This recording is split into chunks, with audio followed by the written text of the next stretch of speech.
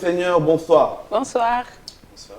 J'espère que vous allez bien, que le Seigneur Jésus-Christ est là présent avec vous. Vous êtes en direct de votre émission Jeunesse Lève-toi, l'émission où le Seigneur est l'ami de De la jeunesse. Voilà. Amen. Même le frère, il connaît notre slogan, c'est bien ça. Amen. On est là pour glorifier le Seigneur, on est là pour que le Seigneur soit plus proche de nous. Donc du coup, pour qu'il soit plus proche de nous, il faut qu'il soit ton ami. Exact. C'est celui que tu vas te confier. Exactement. Et voilà, aujourd'hui, nous sommes encore ici pour se lever et aller sauver le monde, aller sauver notre génération. Parce que Jésus-Christ lui-même nous dira d'aller partout dans le monde pour faire de toutes les nations ses disciples. Disciples, pas des fidèles. Hein. Fais Oui. attention, parce qu'aujourd'hui, on a tendance à faire des fidèles que des disciples. Oui, C'est quoi exactement. la différence entre un disciple et un fidèle? Disciple, c'est un disciple, un fidèle, c'est un fidèle. Mais c'est quoi la différence? La différence, c'est que... Non, réponds pas. Ça, c'est une question que je vais demander à l'évangéliste. Bonsoir, évangéliste. Bonsoir. Comment allez-vous? Bonjour. Ça va, par grâce de Dieu. Dieu nous donne la force. Il renouvelle sa bonté chaque jour. Nous sommes en vie, donc. Amen. C'est l'essentiel. Nous avons la joie, l'évangéliste, il fêtait un des Belges, c'est un Belge, mais Dieu l'a fait grâce pour aller dans la mission au Portugal, là où il exerce son ministère en tant qu'évangéliste. Alors, comment ça se passe la mission au Portugal? Vraiment, le Seigneur, il est au contrôle de tout. Vous savez, le Dieu que nous prions, c'est un Dieu de surprise. Parce que par moments, nous allons sur les terrains où si tu marches selon ta volonté, tu peux qu'échouer. Mais si le Seigneur tient son œuvre, ses desseins entre ses mains, le succès est garanti. Amen. C'est vrai que j'ai été surpris de comment le Seigneur est en train d'opérer au Portugal. C'est comme ça que nous voyons que le Seigneur, qui était ici en Belgique, il est le même partout où nous allons, si c'est pour sa volonté et sa mission. Et comment vous avez en fait fait appel vraiment de quitter la Belgique? La Belgique aussi a du travail. Pourquoi seulement aller au Portugal? Parlez un peu plus fort pour que moi, le peuple de Dieu, vous entende. Le plus important lorsqu'on sert Dieu, c'est d'être avant tout à l'écoute de Dieu. Amen. Parce que beaucoup partent à des endroits où le Seigneur ne les voit pas là-dedans. Alors ça devient un terrain sec et désertique pour eux.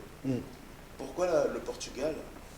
C'est vrai que plusieurs fois, j'avais été sollicité par plusieurs hommes de Dieu pour aller œuvrer, apporter un coup de main. Mais vous savez, c'est souvent dans le secret que nous entendons la voix de Dieu. Vous savez, dans le désert, il n'y a rien sauf Dieu. Mais dans la ville, il y a tout, absolument tout. Mais il n'y a pas Dieu. Et c'est dans le secret du désert que souvent tu es attentif à la voix de l'Éternel. C'est quand Jacob avait décidé de s'isoler, il est parti dans le secret du désert que le Seigneur l'a parlé. Et moi, c'était la même chose. C'est quand le Seigneur m'a dit, va dans cette destination-là, je te prendrai en charge. Donc, ça veut dire qu'on se lève, on va dans les déserts de Sahara. Non, maintenant, après, lorsque vous regardez la définition du mot désert, même dans le dictionnaire, il y a plusieurs types de déserts. Il y a le désert, tel que vous venez de mentionner, qui est le Sahara. Mais dans le désert, on parle aussi de la disette. Aujourd'hui, lorsqu'on parle de la crise économique, il y a certains économistes qui disent que c'est une crise désertique. Quand on parle de désert, c'est simplement une situation où tu es amené à être mis à part.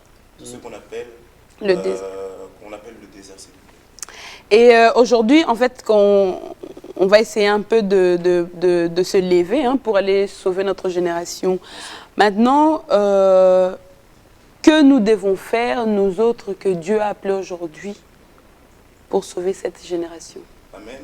Donc, on va un peu rappeler pour ceux qui nous suivent le thème, donc c'est se lever pour sauver une génération. Vous savez, quand on a commencé à préparer ce message, le Seigneur m'a inspiré, c'est-à-dire ce message-là est divisé en 3 parties. Il y a se lever, il y a l'acte de sauver, puis il y a le qui, le comment, c'est la génération. Donc là, on va plus partir sur l'action qui est de se lever, le but qui est de sauver, et le qui ou le quoi, c'est la génération. Pour essayer d'appuyer donc mon intervention d'aujourd'hui, j'aimerais juste qu'on puisse lire la Bible dans un verset. C'est dans Genèse 1. Bien aimé, prenez vos Bibles. Donc, Genèse 1, 14 à 18. La Bible dit, Dieu dit, qu'il y ait des luminaires dans l'étendue du ciel pour séparer le jour avec la nuit. Que ce soit des signes pour marquer, premièrement, les époques, les jours, les années, et moi j'aimerais même rajouter les générations, et qu'ils servent de luminaires dans l'étendue du ciel pour, donc l'objectif, le but, d'éclairer la terre. Et cela fut ainsi. Dieu fit les 2 grands luminaires, et le plus grand luminaire pour présider au jour, et le plus petit pour présider à la nuit. Il fit aussi les étoiles, Dieu les plaça où? Dans l'étendue du ciel. Pour faire quoi? Pour éclairer la terre, pour présider au jour et à la nuit, pour séparer la lumière d'avec les ténèbres. Amen. Amen. Vous verrez ici que lorsque Dieu était en train de créer le ciel et la terre, la Bible nous parle du 4e jour où le Seigneur place des luminaires. Le Seigneur place des éléments avec un objectif derrière. Cet objectif était d'apporter la lumière là où il y avait les ténèbres. De la même manière, le jour où le Seigneur nous a fait quitter le lieu qui s'appelait ténèbres de notre vie, il nous a amenés vers la lumière. Il ne nous a pas amenés vers la lumière pour rien. Toute chose que Dieu fait, il le fait avec un but et avec un objectif. Amen. Et lorsque Dieu était en train de créer, nous avons lu tout à l'heure, la Bible dit qu'elle servait d'utilité pour marquer les époques, pour marquer les années, pour marquer les jours et pour marquer surtout les générations. Lorsque le Seigneur t'a créé, la lumière qu'il a mis en toi, le fait qu'il t'a sauvé, est utile pour sauver qui? Ta génération. Donc lorsque Dieu nous appelle, il nous appelle avec un but derrière. Il nous appelle avec un but qui est de marquer notre génération, de marquer et d'être une lumière pour les gens qui sont encore dans les ténèbres. Raison pour laquelle le Seigneur nous demande aujourd'hui de nous lever pour sauver notre génération. Parce que le message que nous avons reçu de Jésus-Christ, le témoignage que nous avons reçu de Jésus-Christ n'est pas un message que nous devons conserver. Et l'erreur que beaucoup de gens font, ils ont fait de Jésus une personne conservatrice. Non, lorsque tu as reçu Jésus, Jésus a besoin que toi aussi, tu sois un instrument qui va sauver la personne qui est à côté de toi. Oui, mais maintenant, que devons-nous faire? C'est vrai, Dieu nous a donné une mission, nous devons nous lever pour aller sauver notre génération. Oui, mais Amen. comment? Comment? Au travers de ton témoignage. Vous savez, je vais vous donner 2 exemples pour exemplifier ce que je suis en train de dire. Évangéliste, ouvrez-vous pour moi le micro pour qu'on vous entende bien. Donc, je prends 2 exemples. Le premier exemple que je vais illustrer, c'est l'histoire du fou de Gadara. Je pense que tout le monde connaît cette histoire-là. Vous savez, Dieu attache une très grande importance au témoignage. Parce que le témoignage que tu as reçu, c'est la meilleure des prédications. Vous savez, beaucoup de gens cherchent, oui, je dois absolument prêcher, je dois absolument prophétiser. Mais ils oublient le sens même du témoignage. C'est-à-dire, c'est le témoignage que tu as reçu de Jésus-Christ qui va déterminer ou qui va faire qu'une génération soit marquée. Tout simplement. Vous savez, comme je disais tout à l'heure, la meilleure des prédications, c'est avant tout ton témoignage. Lorsque ce fou de Gadara, que tout le monde connaissait, la Bible dit, donne des caractéristiques à cet homme-là. On dit que personne ne pouvait le maîtriser. On le ligotait, mais il arrivait à se déchaîner de tous ces liens qu'on lui mettait. Il a rencontré Jésus. Jésus a marqué, a laissé une semence dans sa vie qui a changé son histoire. Et la première des choses qui se passe, il demande à Jésus, je souhaite partir avec toi. Jésus lui dit non, reste ici et raconte ce que j'ai fait pour toi. Pourquoi? Parce que Jésus attache une importance au témoignage. Qu'est-ce que nous devons faire? C'est le témoignage. Parler de notre témoignage, de comment Jésus, comment nous étions et comment nous sommes devenus avec Jésus. Mais maintenant, par rapport à ça, parce que Jésus en ce moment-là a joué un rôle d'un encadreur, a joué le rôle des aînés. Aujourd'hui, peut-être, cette génération, on a peut-être du mal parce que, où sont nos aînés? Exactement. Ces aînés-là qui sont, où ils sont? Ces aînés-là qui nous ont encadrés. C'est ça, c'est une très très très bonne réponse que vous venez de poser. Où sont ces aînés? Vous savez, comme on dit, pour être un enfant, il faut avoir un père, un modèle.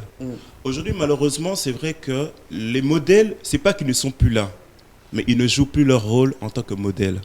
Aujourd'hui, la génération, les jeunes plutôt d'aujourd'hui, ils n'arrivent plus à trouver de référentiel, de trouver des références ou des modèles sur qui imiter pour être demain aussi un modèle pour quelqu'un d'autre. Mais moi, je dirais à une personne qui peut-être qui traverse cette situation, qui souhaite, qui a le désir ardent de servir Dieu, mais qui n'arrive pas à se référencier à quelqu'un, qui n'arrive pas à trouver un modèle. Moi, je dirais à cette personne-là de prier le Seigneur. Parce que Dieu est capable, vous savez, moi je parlais même de ma propre expérience. Il y a eu un moment où j'étais vraiment perdu dans ma marche avec Dieu, où je n'arrivais pas à trouver de modèle. Et j'étais rentré dans la prière et bizarrement, vous savez, on pense souvent que le modèle doit être simplement la personne qui est à côté de toi. Dieu peut te parler au travers même d'un enseignement que tu suis sur YouTube. Moi, j'étais beaucoup marqué par l'œuvre que le Seigneur fait avec, que je vais citer l'homme de Dieu Marcel, le pasteur Marcelo Tounassi, ou encore le pasteur Roland Dallot. Il n'y avait pas de modèle à côté de moi, mais ils sont devenus des modèles au travers de l'œuvre que le Seigneur faisait à travers. Donc, à travers YouTube, à travers ce que je voyais, comment le Seigneur les utilisait, je n'avais pas de modèle à côté de moi, mais je les ai pris comme modèle. Ce que je recherchais, le plus important, c'est d'abord de savoir ce que tu recherches. Parce qu'avant de t'attacher à un modèle, tu dois savoir ce que toi tu recherches. En fonction de ce que toi tu recherches et de ce que tu vas demander à Dieu, c'est là que tu verras que Dieu est capable de t'amener un modèle. Aujourd'hui, c'est vrai, beaucoup de modèles aujourd'hui ne sont plus des modèles. Mais à un moment dans la vie, si tu n'arrives pas à trouver ce que tu recherches, pousse plus loin, parce que le Seigneur fera en sorte que tu puisses trouver ce que tu recherches. Mais y a-t-il vraiment un verset dans la Bible où on nous parle d'un modèle qui doit être un être humain? Je veux dire... Un modèle type. Oui. Bien sûr. Jésus-Christ lui-même n'est pas notre modèle. Jésus est le modèle par excellence. Oui. Ça, c'est vrai. Jésus, il est le modèle par excellence. Mais Jésus a utilisé des personnes pour être des modèles pour d'autres personnes. Jésus, c'est, si vous voulez, c'est la base même. Parce qu'on ne peut pas parler d'un modèle sans parler d'abord de celui qui est en haut du modèle. Jésus, c'est celui qui est le haut du modèle, c'est le témoignage incarné, qui a fait découler, si vous voulez, l'huile, et qui a, cette huile-là, a déversé, a créé, si vous voulez, les modèles, qui eux aussi enseignent. Si vous prenez l'exemple de Paul, l'apôtre Paul avait pris sous son aile Timothée. Lorsque vous voyez l'œuvre de Dieu que Dieu avait opérée dans la vie de Paul, Paul a engendré cela ou il a retranscrit cela dans la vie de la personne qui était à ses côtés, qui était Timothée. C'est-à-dire, on ne peut jamais, parler d'un enfant sans parler d'un père. Comme le père parlera aussi de son père, donc le petit-fils parlera de son grand-père. Mais lorsque vous suivez l'ordre chronologique, il y a Dieu. Dieu a mis en place des gens qui sont aujourd'hui, qui peuvent être nos modèles, comme des pasteurs, comme nos enseignants, comme nos encadreurs. Ce sont des gens que Dieu utilise. Le plus important, c'est que ces personnes-là que le Seigneur utilise, ils doivent nous parler de Jésus. Si dans leur message, ça sort du concept de Jésus, ou ça sort du message de l'évangile, du message du pur évangile de Jésus, là, ça devient un problème. Mais si cette personne-là, lui, à travers ses enseignements, te conduit à celui qui est au-dessus, qui est Jésus, il faut suivre. Mais maintenant, prenons le cas où le pasteur nous parle de Jésus, il nous prêche Jésus, mais moi qui prends le pasteur comme modèle, je ne considère même pas la personne de Jésus-Christ, mais c'est plutôt le pasteur que je considère. Ça devient dangereux. Là, ça devient très dangereux. Parce que si pour que le message que le pasteur va te donner, il va le prendre sous base de Jésus.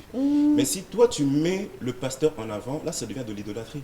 Il faut répéter ça. Bien avec le micro levé pour que je disais ceci. Le pasteur a pour référence Jésus-Christ. Toi, tu as pour référence le pasteur. Tu refuses ce que le pasteur te donne. Donc ça devient de l'idolâtrie. Parce que le pasteur lui-même a pour référence qui est Jésus-Christ. Je vais vous donner un exemple terre à terre. Le permis de conduire, nous l'avons tous. Au niveau du code de la route, souvent, lorsque les feux ne fonctionnent pas, on met des agents routiers. Tu ne donnes pas de l'importance, au code de la route, mais tu donnes de l'importance aux agents. Il y a une contradiction dans ce que tu es en train de faire. Parce que l'agent, lui, il dépend du code qui est au-dessus de lui. C'est la même chose. Le pasteur dépend de Jésus. Toi, maintenant, si tu prends... C'est pour ça que c'est dangereux de pas devenir des fanatiques. Aujourd'hui, les gens sont devenus des fanatiques au lieu d'être des enfants. C'est très dangereux. Si Jésus n'est pas la priorité de ce que tu recherches, ça devient de l'idolâtrie et ce que tu fais, tu perds ton temps. Mais puisque nos aînés sont partis, nos aînés ont changé des camps, ils ont changé leur façon d'être, de nous prêcher, de nous parler. Comment la jeunesse doit faire maintenant pour être encadrée? Non, le plus important, comme je disais tout à l'heure, vous savez, le premier des encadrements, je dirais, c'est d'abord le fait de chercher le désert. Beaucoup, comme je disais, que je dirais plutôt maintenant, cherchent des aînés par sentiment. Je vais vous donner un exemple. Tu entends que oui, il y a par exemple, un évangéliste qui est très fort. Il fait grandir les pieds, il guérit les malades. Toi, tu vas directement courir vers cela. Mais tu vas voir que le Seigneur ne t'a même pas parlé vis-à-vis de cette personne-là. Il faut rentrer dans la prière parce que toute connexion commence d'abord avec la prière. Si tu ne connectes pas quelque chose dans la prière, tu feras des choses dans le vide. Tu chercheras plus un homme que chercher Dieu. Ça, il est important, même si tu veux entamer une connexion, de le commencer avec Dieu. Le modèle que tu trouveras, si tu ne le fais pas dans la prière, tu vas échouer. Et tu seras déçu. Et par rapport, par exemple, aux jeunes aujourd'hui qui viennent de connaître le Seigneur, mais ils ont des sujets que peut-être dans notre communauté ou dans nos églises, c'était tabou. Mais qu'ils ont peut-être besoin d'en savoir un peu plus. Par exemple, le jeune qui a vécu le copinage toute sa vie. Il a vécu l'impudicité. Il a vécu l'impudicité toute sa vie. Lui qui croyait que c'était normal. Sortir avec une fille, coucher avec une fille, il croyait que c'était normal. Il arrive dans une église où ce sont des sujets que c'est fermé. C'est soit on ne fait pas, mais il a besoin de comprendre. Il a besoin de savoir pourquoi il ne doit pas faire ça. Mais il arrive à un stade où il y a un mur dans le sens où c'est des sujets tabous. On n'en parle pas. On ne le fait pas, c'est tout. Mais il a besoin de savoir comment maintenant un encadreur ou les aînés, ils peuvent avoir cette approche-là. Ou comment aider ces jeunes-là. Comment aider ce jeune-là? Vous savez, donc j'ai beaucoup aimé cette question et surtout le petit mot que vous avez utilisé, tabou. Et ça, c'est l'un des grands problèmes que nous rencontrons énormément dans nos églises, surtout dans nos communautés à nous, où les choses qui sont censées être dites sont devenues tabous. Vous savez, prêcher la parole de Dieu, c'est une bonne chose. C'est une très très très bonne chose. Prêcher le miracle de Moïse, c'est très très bien. Ça augmente ta foi. Mais prêcher les choses d'actualité, c'est encore mieux. C'est-à-dire, il y a deux exemples que vous avez spécifiés, l'impudicité et le copinage par exemple. Beaucoup de jeunes aujourd'hui n'ont pas de modèle qui peuvent leur parler de l'impudicité ou même du copinage. Pourquoi c'est pas bien? Pourquoi c'est bien? Pourquoi c'est pas bien? D'autres diront c'est bien, d'autres diront c'est pas bien. Mais ils ont besoin d'avoir des réponses claires, plutôt des réponses claires à leurs questions. Et c'est pour ça que tout à l'heure je parlais de l'importance du témoignage. Vous savez, souvent nous en tant que chrétiens, on a tendance à conserver ce que le Seigneur a mis en nous. Un modèle n'est pas spécialement un pasteur. Toi, tu peux être un modèle. Moi, je peux être un modèle. Ma soeur peut être un modèle. Parce que l'expérience que tu as vécue avec Jésus, si tu en parles aux gens autour de toi, ils comprendront, ah, cette soeur-là était dans l'impudicité, mais Jésus l'a transformée.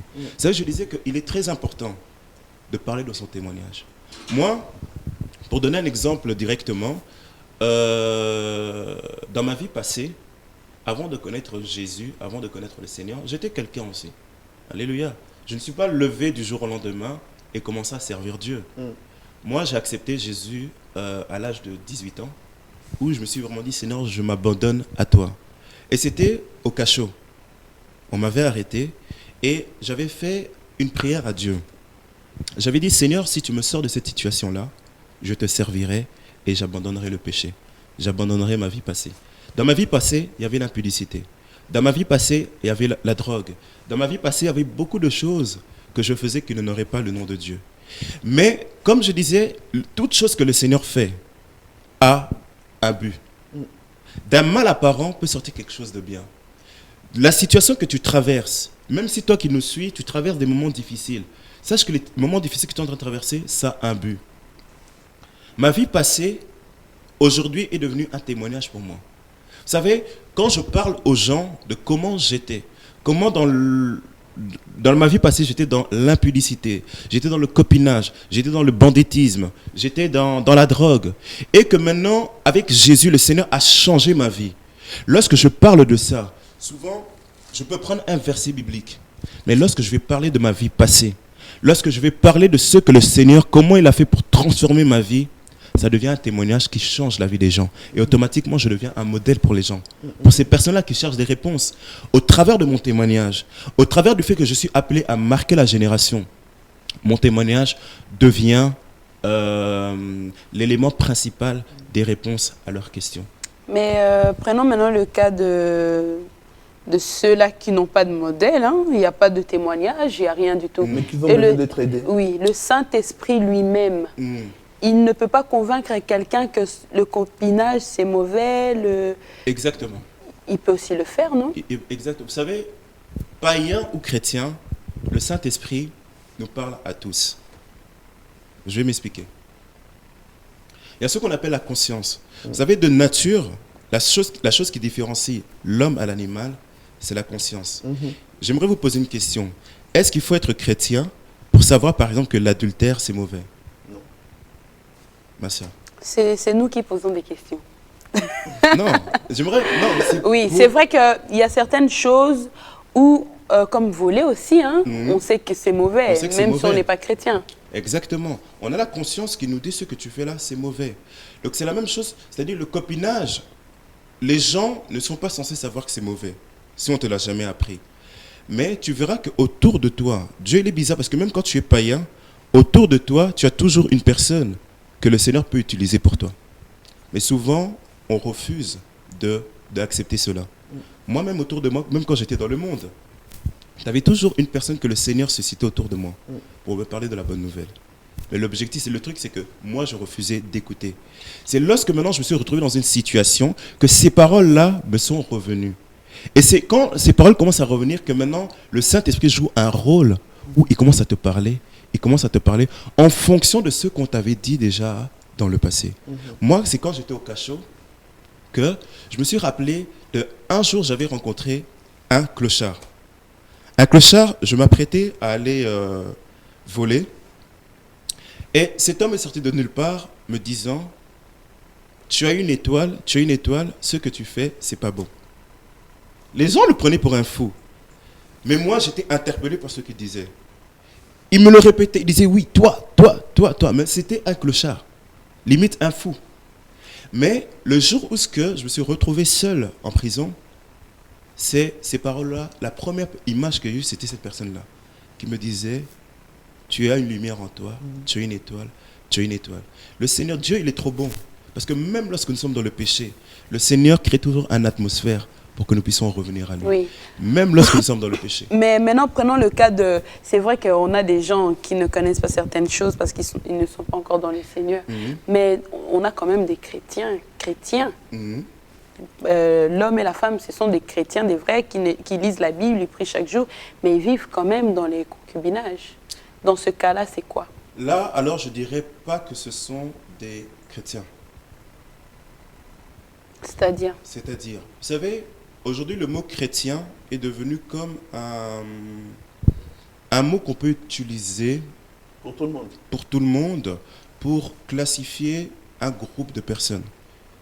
Chrétien vient du mot Christ. C'est porter l'identité d'abord de Christ. C'est porter l'identité de ce modèle-là. Donc avant d'être chrétien, tu as dû suivre l'impact de quelqu'un, d'un modèle qui est venu changer littéralement ta vie. Amen.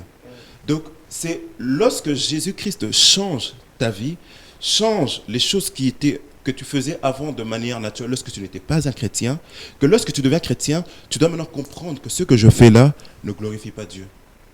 Parce que pour s'appeler chrétien, il faut passer par une transformation. Il faut passer par un changement. C'est là qu'on t'appelle maintenant, non, tu es chrétien. C'est la Bible dit que les choses anciennes sont passées, voici toute chose est devenue nouvelle. Pourquoi les choses sont devenues nouvelles? Parce qu'avant, tu marchais selon ta volonté, selon les volontés de la chair. Mais Jésus, il est venu changer et poser une marque qui est la chrétienté. Il est venu poser son sceau, c'est pour ça qu'on t'appelle maintenant chrétien. Mais si tu es un chrétien et que malgré tout, tu vis encore dans ces types de choses-là, il faut te poser les bonnes questions. Il faut à nouveau rentrer dans la prière et te poser les bonnes questions. Et tu as besoin de prière. Donc ces genres de personnes-là ne peuvent pas être un modèle pour les autres. Ce sera difficile, parce que l'homme ne donne que ce qu'il a. Moi, je sers Dieu.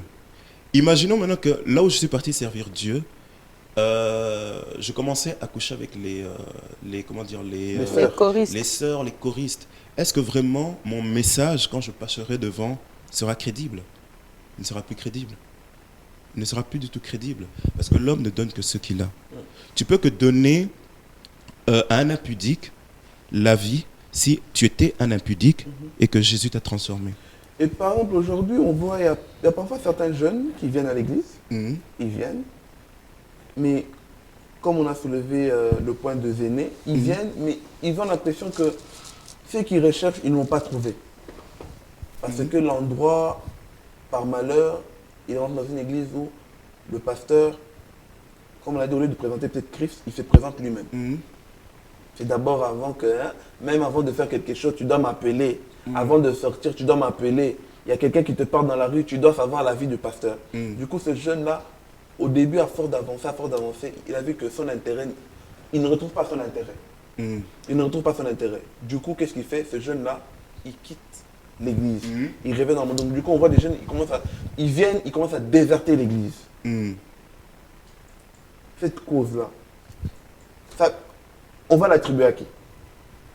Manque d'encadrement de nos aînés ou ces jeunes qui n'ont pas encore été affranchis? Il y a la part de responsabilité, on va la subdiviser dans les deux éléments que vous venez de donner. L'encadrement joue un rôle très important. Mais le renouvellement de l'intelligence joue encore un autre rôle qui est très, très, très capital. Vous savez, je vais prendre l'exemple de deux types de jeunes. Le jeune qui connaît déjà Dieu. Le jeune qui est assidu et qui connaît la parole de Dieu. Si il marche selon plus les volontés ou le désir de Dieu, il sera à un endroit où le pasteur sera entre parenthèses patron, ou comme l'exemple que tu donnais, tu dois faire ceci, tu me préviens, où Dieu n'a plus sa place. Il sera un jeune qui va continuer à se familiariser à cette chose-là et Jésus deviendra, si tu veux, l'ami de tous les jours. Jésus ne sera plus le maître de sa vie. Amen. Vous savez, la Bible dit, là où il y a l'Esprit de Dieu, il y a la liberté. Là où il n'y a pas la liberté, il n'y a pas Dieu. Si dans toute chose que tu dois faire, ton pasteur doit absolument être au contrôle, ça devient une dictature. Là, le seul conseil que je donnerais, prier Dieu, quitter. Mais pas, j'ai bien dit, prier Dieu et quitter. Beaucoup de jeunes, ce qu'ils font, ils quittent. Alors ils disent, pour utiliser comme excuse, oui, j'ai été déçu par mon pasteur, j'ai été déçu parce qu'il a fait ça, alors je vais retourner dans le monde. Non, il faut prier pour que le Seigneur puisse t'orienter. Certaines séparations amènent à l'élévation. Certaines séparations amènent à l'élévation. Lorsque Dieu a appelé Abraham, Lot n'était pas attaché à cette révélation-là. Mais Lot continuait à marcher avec Abraham. Et vous verrez que de Genèse 12 à Genèse 13, il y a eu beaucoup de choses qui arrivaient à Abraham, mais Abraham ne voulait pas renouveler son intelligence. Mais vous lirez qu'à partir du chapitre 13, à un moment, la Bible dit qu'il y a eu querelle entre les bergers d'Abraham et ceux de Lot. Et c'est là que Abraham, il a renouvelé son intelligence. Il a dit, mais depuis que je marche, Dieu m'avait promis des choses dans Genèse 12. Mais pourquoi je n'arrive pas à palper cela? Vous savez, par moment, Dieu crée des situations. Dieu peut créer une situation dans l'église où tu es, de scandale, parce qu'il ne te voit pas là. Et lorsque Abraham s'est posé cette question-là, c'est là qu'il a pris la résolution de se séparer. La séparation est de Dieu, mais la division n'est pas de Dieu. Certaines séparations... C'est quoi la différence? Qu'on dit, la division amène des querelles et des problèmes. La séparation, non. Je ne sais pas si je me suis fait comprendre. Réexpliquez encore, en profondeur. La séparation. Parce qu'aujourd'hui, par exemple, vous êtes mon pasteur. Et je me sens plus à l'aise. Je quitte. Mais ça crée une division entre toi et moi. Dans le sens où toi, pour toi, tu as perdu un fidèle. Tu as perdu le donateur. Peut-être je donne 200 € par mois ou 500 €. Du coup, tu commences à me traiter de sorcier chez tous les bandits, chez tous les fidèles. Moi, je me suis séparé parce que j'ai dû choisir mon chemin. Mais pour vous, c'est une division. Comment expliquer ça? On parle de division lorsqu'on parle de deux individus. Si toi, tu décides, bon, moi je suis le pasteur, toi tu décides de quitter mon église pour tes raisons personnelles. Tu viendras me voir, pasteur, je vois qu'aujourd'hui, ce que je recherchais, je l'ai déjà acquis, mais maintenant, je cherche quelque chose de plus loin. Tu es venu informer à ton pasteur que tu te sens dans ton cœur, et le Seigneur t'a convaincu que ton temps est terminé. Là, tu t'es séparé. Pourquoi? Parce que le pasteur était ton autorité. Tu es parti lui informer parce que toi, tu as besoin de voir si l'herbe est plus verte ailleurs. Donc toi, tu as fait ta part. Tu as suivi les procédures comme il doit se faire. On voit même ça dans le travail. Si tu veux quitter, je te donner une période de préavis pour que le travail puisse savoir. Maintenant, si moi, en tant que pasteur, je dis, non, cet enfant-là me fait rentrer de l'argent, donc je commence à salir son image. Là, ce n'est plus le problème de l'enfant. Le pasteur commence à avoir un problème avec Dieu. Donc ça, c'est dans le cadre de la séparation. Tu as fait les choses en bonne et due forme. La division, c'est quoi? Sous base d'une chose, tu utilises cet élément-là pour toi aussi devenir un sujet de scandale pour le pasteur et l'église. Alors là, maintenant, vous faites un jeu de ping-pong. Moi, je te jette quelque chose. Ah, d'ailleurs, le pasteur, là, il est comme ça. Ah, d'ailleurs, le pasteur, là, il est comme ça. Ah, d'ailleurs, le pasteur, déjà, lui, il est un impudique. Là, ça devient une division. Parce que votre séparation ne s'est pas faite dans l'amour.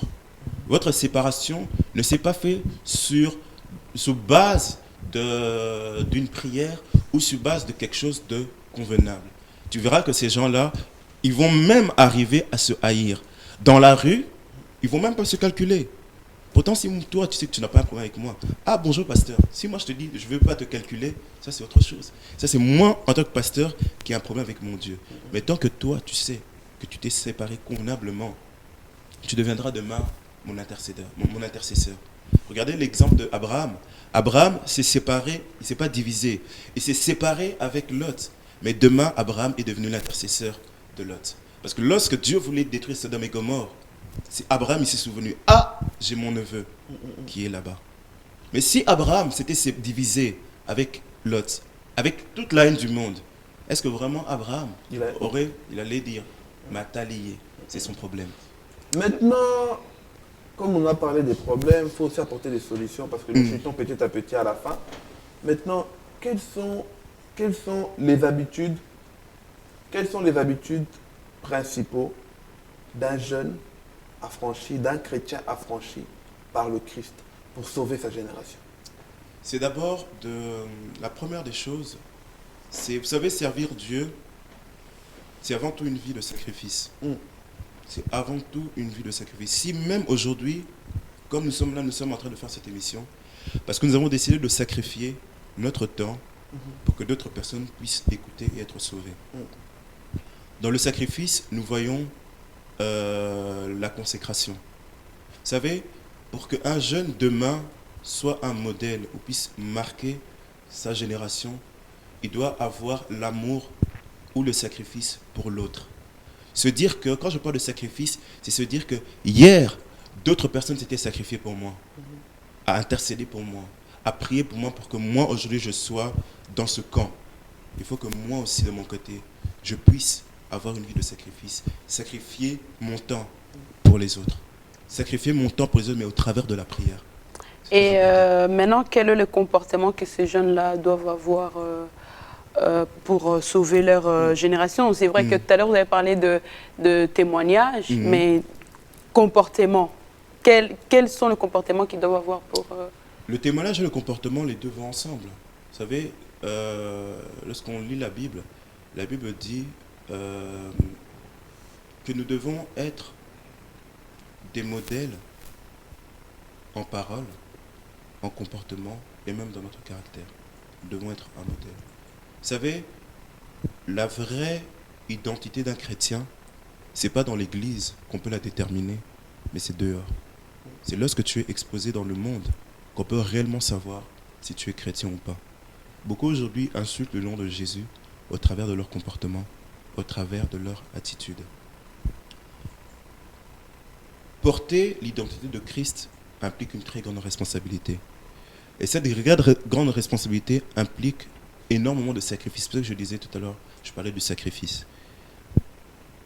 Pour pouvoir apporter, si vous voulez, une image positive par rapport aux gens qui sont autour de nous, il faut d'abord connaître la nature de Christ qui est au-dedans de toi. Nous lirons la Bible dans Ézéchiel 36, verset 26. La Bible dit « J'ôterai de vous ». Et Dieu parlait même aux chrétiens. Il parlait même aux gens qui connaissaient déjà Dieu. Il disait « J'ôterai de vous le cœur de pierre. Je mettrai à la place un cœur de chair.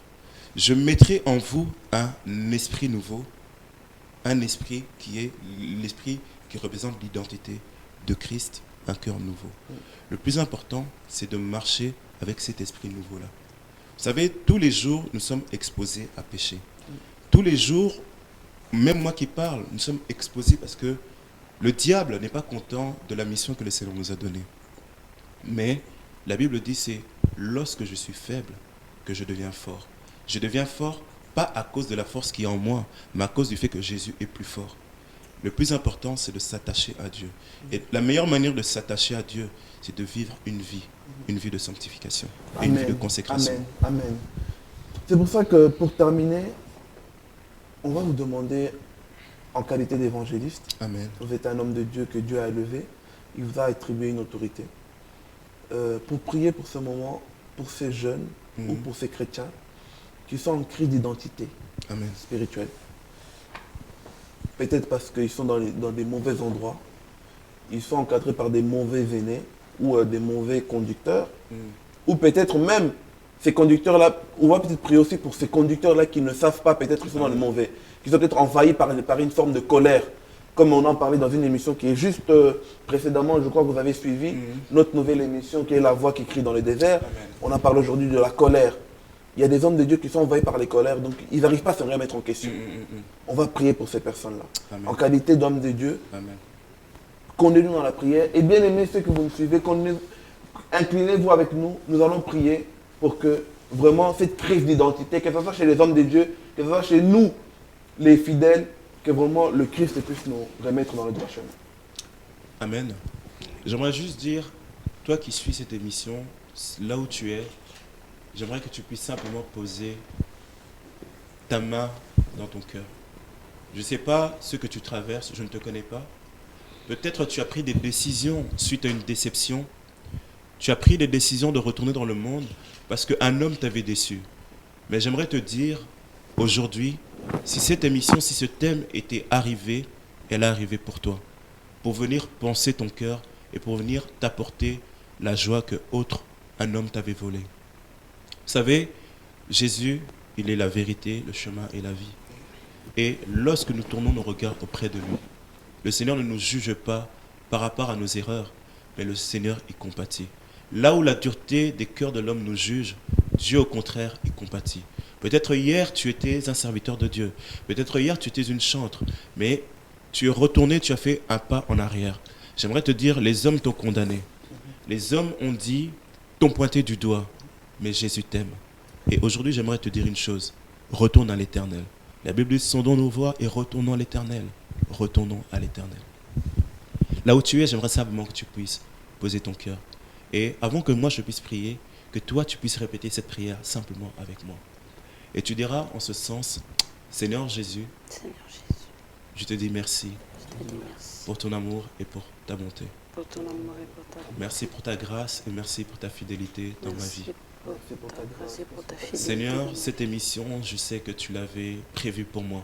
Seigneur, cette émission, je sais que tu l'avais prévue parce que tu as vu mon égarement et tu as voulu me récupérer. Parce que tu as vu mon égarement et tu as voulu me récupérer. Parce que j'ai du prix à tes yeux. Parce que j'ai du prix à tes yeux. Seigneur, là où j'ai fléchi, Seigneur, là où j'ai fléchi, là où j'ai failli, là où j'ai failli, Père, avec un cœur disposé, sincère, Père, avec le cœur disposé, sincère, je reviens à toi. je reviens à toi. Tu es le chemin, Tu es le chemin, la vérité la vérité et la vie. et la vie. Là où les chemins de ma vie Là où le chemin de ma vie ont abouti à la mort, ont abouti à la mort, je crois qu'avec toi, je crois qu'avec toi, la vie est garantie. la vie est garantie. C'est pour cela que je retourne à toi tel que je suis. C'est pour ça que je retourne à toi tel que je suis. Prends ma vie en charge Prends ma vie en charge et bande mes plaies, et bande mes plaies, blande mes cicatrices, bande mes cicatrices, afin afin que je puisse revenir à toi. que je puisse revenir à toi. Que ma vie soit conduite uniquement par toi. Que ma vie soit conduite uniquement par Pas toi, par un homme, pas par un homme, pas par une autorité, pas par une autorité, pas par une église, pas par une église, mais par toi. mais par toi. Je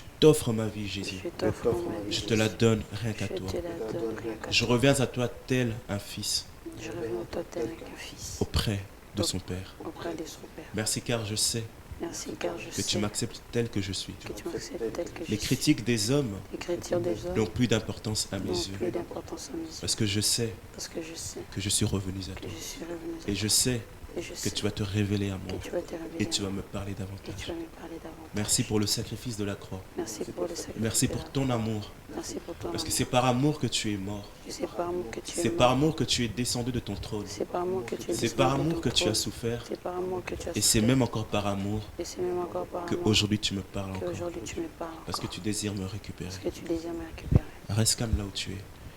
Seigneur, nous te bénissons. Nous te rendons gloire. Nous te disons merci. Le véritable, l'unique, le redoutable Dieu. Seigneur, nous te disons d'abord un grand merci pour ce moment que tu avais dédié.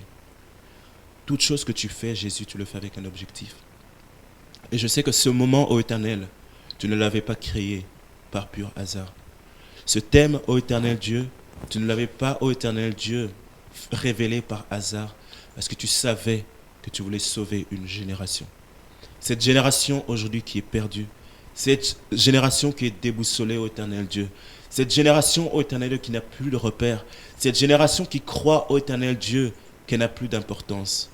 Mais à travers de ce thème, tu as voulu leur montrer qu'ils ont du prix à tes yeux. La Bible déclare que tu avais dit à Jacob, je t'aime et j'ai du prix. Tu as du prix à mes yeux.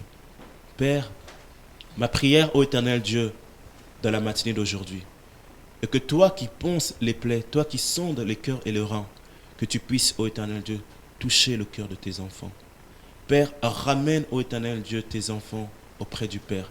Ramène tes enfants qui sont perdus, ô Éternel Dieu, à la maison du Père. La Bible me dit que l'enfant prodigue, ô Éternel Dieu, lorsqu'il s'est retrouvé seul, il est retourné dans la maison du Père. Seigneur, touche les cœurs de tous les enfants, de tous les gens que tu connais, ô Éternel Dieu, de tous les enfants où tes yeux sont fixés, ô Éternel Dieu puissant, Seigneur Jésus. Touche leur cœur, ô Éternel Dieu, afin qu'ils puissent revenir à nouveau auprès de toi.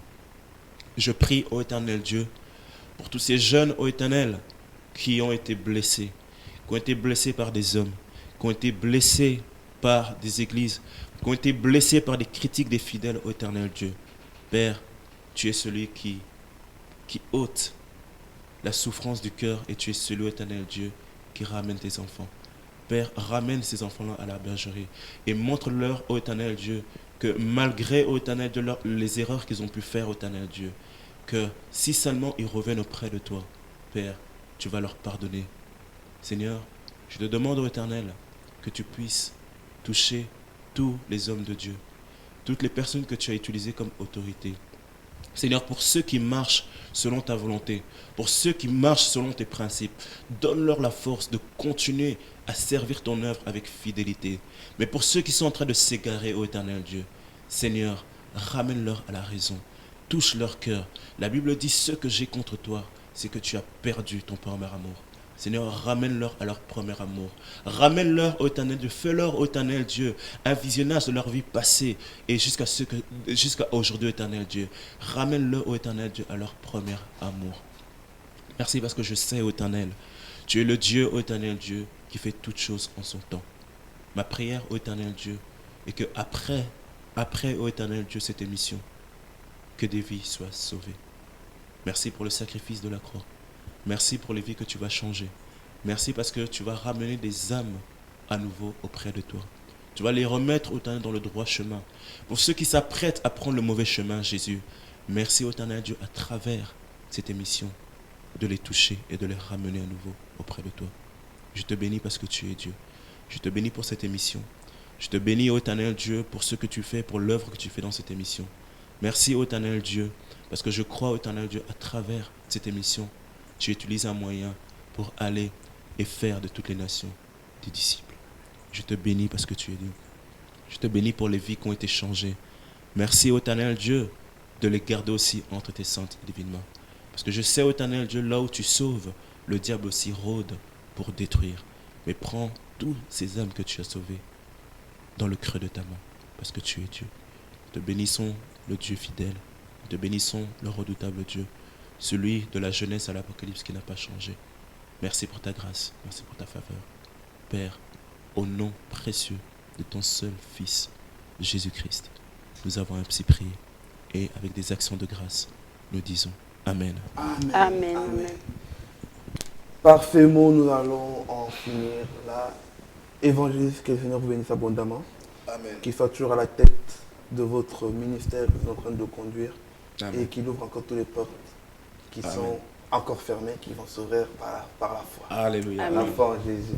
Que Amen. Dieu vous bénisse abondamment, ma soeur, que Dieu vous bénisse. Je vous ai jamais dit que Dieu vous bénisse dans les émissions. Aujourd'hui, je vous l'ai dit. Que Dieu vous bénisse Qu'il abondamment. te bénisse aussi. Et parfaitement, nous allons en finir là. Mettez Christ au centre.